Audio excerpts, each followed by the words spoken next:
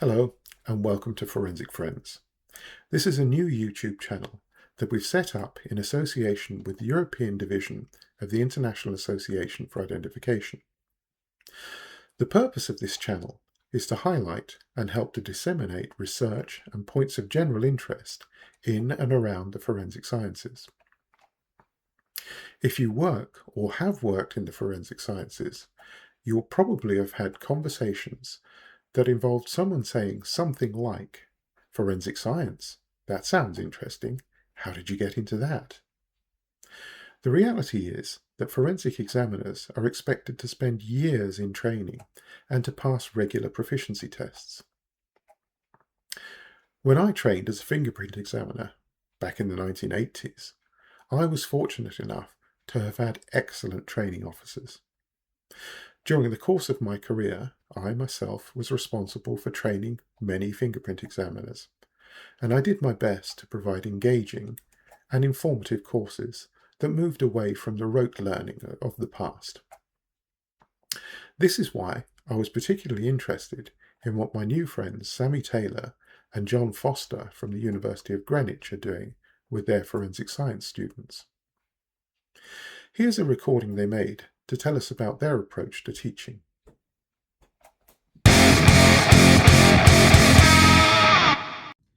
Hi, my name's John Foster, and I'm from the University of Greenwich, Associate Professor in Forensic Science, and I'm Sammy Taylor. I am a Senior Lecturer in Forensic Science. and we're going to talk to you today about immersive learning and the Hydra co-teaching model. We're going to look at the 4 phases of the model and also some of the pillars that go with that around professional growth. So we're really aiming to give our students authentic experience, so not just passive learning. So we're trying to kind of go away from slide-led delivery and give them authentic experiences, and we've been doing this with our students via co-teaching. So quite often John and I will go into a session together. We will have a few slides, usually pictures, but we'll give them a scenario and we will work through that scenario through 2 different expertise and ideas. So then the students get to see how we would play that in a real life situation, and then they get to deal with the kind of problem solving element to that as well. I think then the next element of that is to challenge those students to go and do their own research around that particular issue. That's giving them the time and the skills for doing that research, but also getting them to engage in the subject matter and find things out for themselves. We see that as more of an assessment phase, and then we lead into what we would say is a presentation or an active defence phase. Yeah, so we're going to give you an idea of what we have done. So John came up with an operation that we are giving our students, so a case that we give our students in year 2. It started in year 2 at the moment, and they get given those details, and then every week we change or we evolve that case so that they have to really have some strategic thinking within there. So we will act as CSIs, SIOs, etc., but the case will evolve throughout the week. So they really have to think about what's happened at the beginning and how it's evolving and using their problem solving skills. So I don't know if you want to talk about the operation.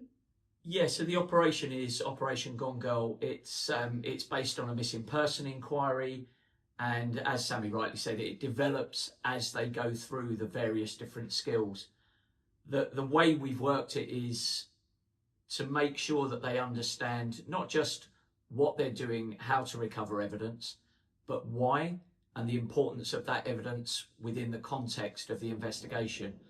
So it's actually quite key to enhancing their learning from not just being someone that can pick something up, put it in a bag, but to being a practitioner in training.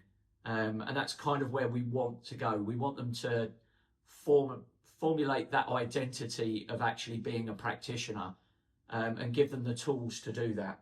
Yeah, so it's the reason we say co-teaching as well is because I think in academia a lot of people will know kind of the strains of academic workload models, one academic being in a room at a time. But our argument is, in a vocational course like this, it's multidisciplinary. So when they go into that real world, they're never going to work with one individual from one area. So John and I or other members of the team will go in together, and we will kind of constructively challenge one another from our own areas. So if John comes up with an idea of how he would want something done, if I'm working from an archaeology or identification point of view, I might challenge that. The students then get to see us challenging that, but then we will also get the students involved within that too. So they are then comfortable to challenge also. So it's kind of leading away from us just standing there and talking to them. And like John said, just learning how to package something, which is kind of how it was working before. We would just give them, okay, so here's a mobile phone and this is how you package it. But now they're getting those case details and they're getting us acting as different expertise within that case, and they're learning the whys of why they're packaging that and the consequences as well. And I think the consequences are some of the biggest things they've learned this year. Yeah, and it fits really with, and we can use this in different ways, but it fits with transferable skills as well. So not just practice led or slide led delivery, but actually getting them to actively solve problems, to actively think, to critically analyze, to communicate, to document, to understand why they're documenting, so the rationale around the recovery.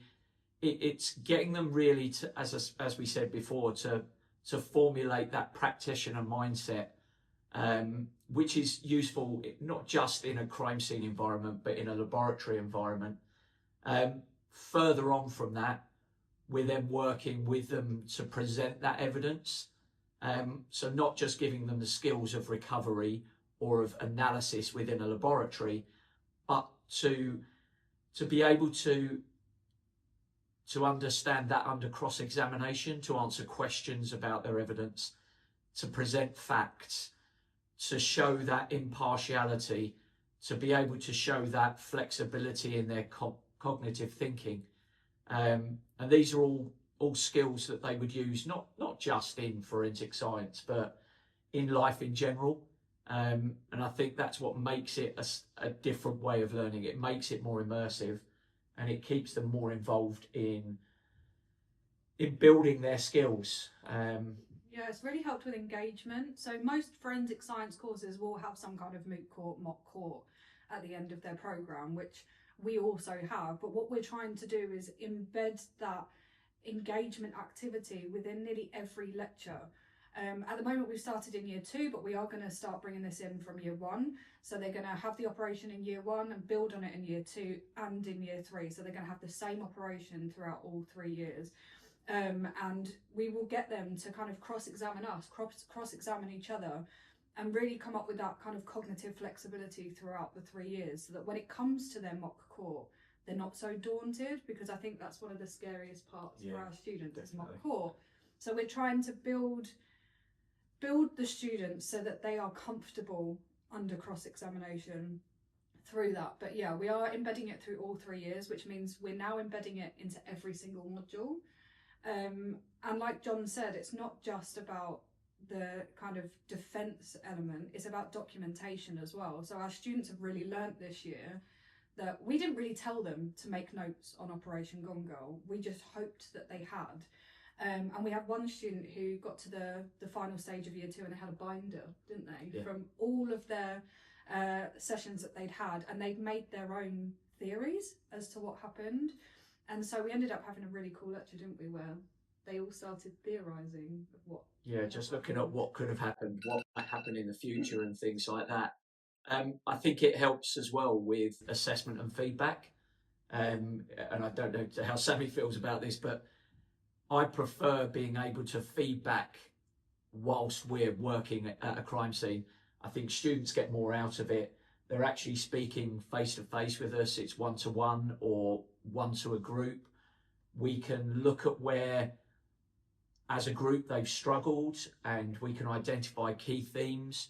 We can bring that into the next lecture or next practical session, and be able to just work with them to improve all the time, rather than it being faceless email or just sort of feedback that's on a bit of paper. It's actually them getting a chance to ask us questions and us being able to give them that element of support. I think that works really well with our students. It's scored well on our NSS and our Eversys surveys as well, and I think they're good standards to look at. In particular, with the teaching on the course on our most recent NSS, it was 99% as an overall score, which is pleasing for us to see, because that's a student voice, not our voice. The Eversys survey is 4.8 out of 5 for the modules that this is embedded in. So again, it shows that students appreciate what we're trying to achieve with them. Yeah, it's really bringing engagement and well-being, student belonging and community. It also helps us have a rapport with the students, because if two of us are in the same lecture, we're challenging one another, we're quite enjoying it as well. We're learning from their responses, and where we're all seeing them all the time, they really do feel like they have, it sounds cliche, but a little bit of a forensic family. We've really seen that in our year twos that we've embedded that into this year. And yeah, I really enjoy going into lectures with other academics, learning from them, challenging them. And I think it's the way forward, because it's definitely working. I mean, what John did mention as well is we had 100% in our student voice from our NSS survey. So it goes to show that we're really listening to their feedback on what they want. And they are kind of also embedding into the curriculum, because when they come up with these strange, wild theories, we actually go, well, that's a good idea. And we will secretly add them in. So it's kind of working as to building the curriculum for the years below them as well, which is quite nice. Yeah, so I think probably to sum it up in one sentence, what we're trying to achieve is to bridge the gap between academic theory, multidisciplinary professional practice, through active dialogue-based simulation. And that's the ethos of our immersive learning Hydra co-teaching model. Hope you've enjoyed our little chat. Yeah. If you want to email us, we'll get Tony to add our emails below. So if you want to hear any more, we're doing some research on this, so we're getting some metrics to see how well they're doing outside of the surveys. So yeah, if you've got any ideas or you want to collaborate, then get in touch. Thanks very much for listening. Cheers. Thank you. It seems to me that Sammy, John, and the University of Greenwich are onto something here.